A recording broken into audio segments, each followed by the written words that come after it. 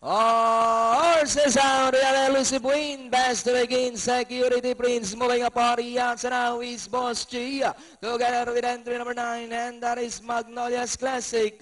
Magnolia's Classic, the leader by about 2 lengths. Boss G in second and in third, Go Portal, down on the inside for Security Prince.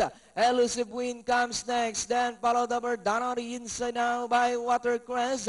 And on the outside, Top Connection, Eternity, then followed by Colossal. I Survive, Ako Ngayon, then next on line, Graciosa. And trailing the group is Boarding Pass, back to the leader, Magnolia's Classic, moving up on the outside now, Boss G, Security Prince, down on the inside, Go for All. Elusive Win is racing in fifth, then comes Watercress.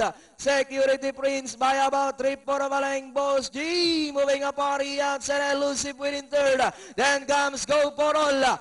Boss G now takes the lead, Elusive Win is on the outside second, dropping back in third comes Security Prince, then comes Go for All. As they come there the last 150, Boss G, Elusive Win fighting it out for the lead.